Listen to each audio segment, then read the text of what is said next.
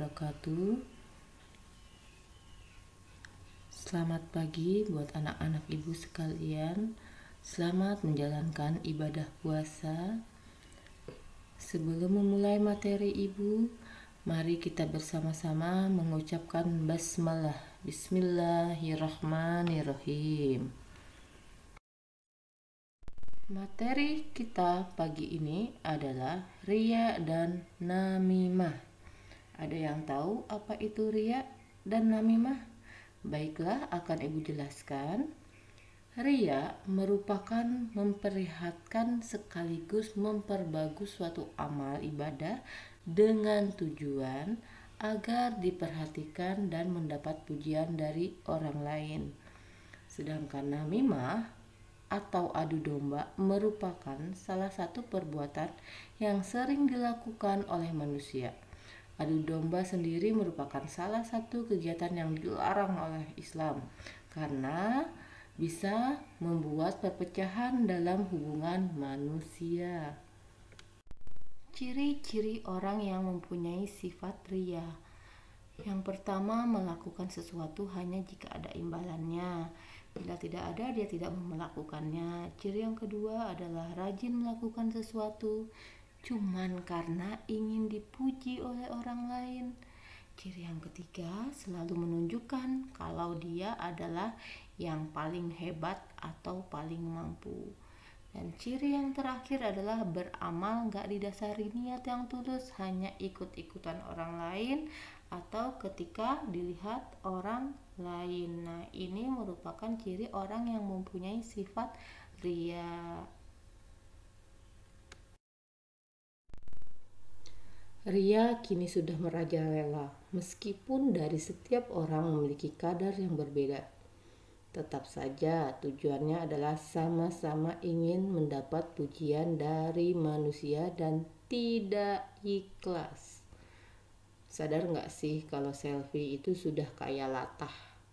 Dikit-dikit selfie, dikit-dikit selfie. Bahkan ada juga yang menganggap selfie itu kayak nafas. Kalau gak selfie, mati. Tapi masa iya harus begini? Sedekah terus selfie. Kok jadi kayak riya ya? Riya berbahaya karena merupakan salah satu dari penyakit hati yang menjadikan seseorang masuk ke dalam golongan orang munafik. Riya juga merupakan dosa besar karena tergolong dalam perbuatan syirik yang mendatangkan murka Allah Subhanahu wa taala. Balasannya tidak lain adalah siksa api neraka. Nah, riya dapat menimpa siapa saja, bahkan termasuk golongan orang mukmin yang soleh dan soleha, karena salah niat. Dalam sebuah hadis dari Abu Hurairah dan diriwayatkan oleh Imam Muslim, Rasulullah Shallallahu Alaihi Wasallam menggambarkan bahwa golongan yang pertama kali dihisab adalah orang yang mati syahid, orang yang mempelajari dan mengajarkan ilmu, dan yang ketiga adalah orang yang bersedekah. Nah, bersedekah di sini bila salah niat, maka Allah akan melemparkan ke dalam api neraka karena amal ibadah yang mereka lakukan tidak dengan niat kepada Allah Subhanahu wa taala. Hati-hati kalau kita berselfie saat kalian mau memberi atau saat kalian mau bersedekah. Takutnya salah niat.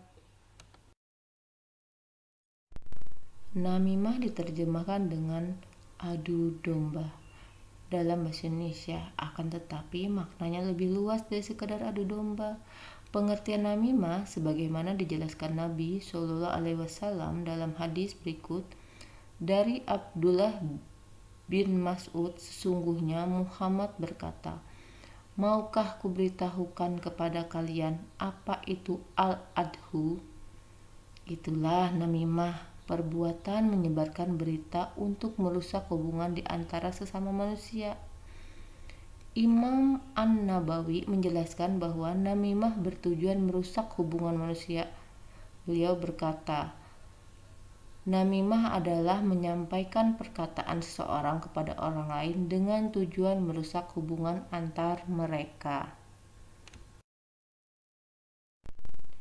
Salah satu perbuatan namimah adalah bermuka dua. Dalam Kamus Besar Bahasa Indonesia atau KBBI, bermuka dua berarti tidak jujur, tidak satu pendirian, atau bercabang pendirian. Orang bermuka dua adalah orang yang munafik dan tidak jujur. Selalu memakai topeng karena motifnya yang egois. Mereka menampilkan satu wajah pada satu waktu dan wajah yang lain pada saat yang lain, dengan maksud tertentu dan menguntungkan dirinya. Contohnya, si A mengatakan kepada si B yang membuat si C menjadi tidak suka kepada si B. Baik itu perkataan dusta maupun perkataan benar. Sebaliknya, si A juga mengatakan kepada si C yang membuat si B tidak suka. Bahkan, namimah ini sejenis dengan sihir. Sebagaimana dalam hadis di atas, nama lain namimah adalah al-adhu. Al-adhu itu semisal sihir. Syekh Syahid Al-Fauzan menjelaskan bahwa al-adhu termaksud sihir dengan membawakan hadis Ibnu Al-Mas'ud di atas. Beliau berkata, al-adhu adalah sihir. Beliau melanjutkan, pelaku namimah bukan seperti hukum penyihir, maka tidaklah menjadi kafir sebagaimana menjadi kafirnya penyihir. Namimah lebih dahsyat akibatnya daripada sihir dan lebih berbahaya. Yahya bin Abi Kasir berkata, pelaku namimah bisa merusak hubungan manusia hanya dalam 1 jam saja, sedangkan penyihir terkadang perlu waktu sebulan bahkan setahun atau bertahun-tahun. Seseorang bisa menjadi sangat mudah melakukan namimah, bahkan ia menganggap hal itu kecil dan biasa. Padahal hal tersebut adalah dosa besar dan sangat berbahaya. Perhatikan hadis mengenai siksa kubur. Orang yang disiksa tidaklah melakukan dosa yang dia anggap besar, akan tetapi ia melakukan namimah. Ciri-ciri namimah menurut para ulama. Yang pertama adalah banyak bersumpah. Orang yang sedikit-dikit bersumpah.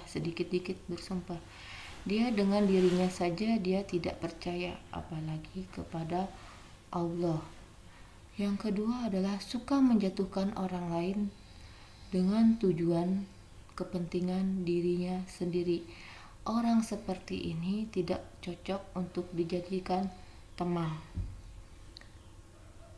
Ciri yang ketiga, banyak menghalangi perbuatan baik atau syaitan manusia. Dia selalu menghalangi bila orang ingin berbuat baik dengan berbagai cara. Selanjutnya, yang keempat adalah kaku, kasar, dan terkenal kejahatannya. Kaku kasar dalam berkata, berucap, dalam menyampaikan dia dengan menggunakan bahasa yang kasar. Suka mencela, hati-hati. Namimah salah satu cirinya adalah suka mencela. Contohnya, lumaza, orang yang mempraktekkan aib orang lain dengan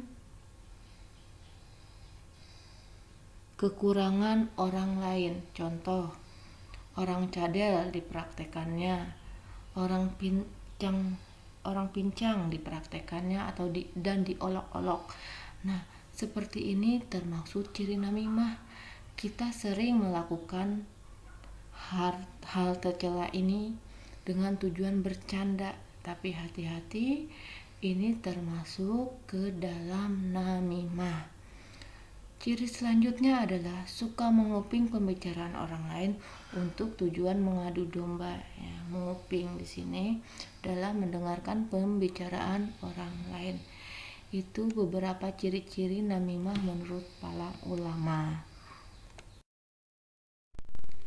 Demikian materi yang Ibu berikan tentang ria dan namimah. Semoga ada amanat yang bisa kita petik dari penjelasan Ibu. Semoga saja kita bisa menjadi manusia yang lebih baik lagi, lebih soleh dan soleha. Sebelum menutup, mari kita bersama-sama mengucapkan hamdalah. Alhamdulillahirabbil alamin. Assalamualaikum warahmatullahi wabarakatuh.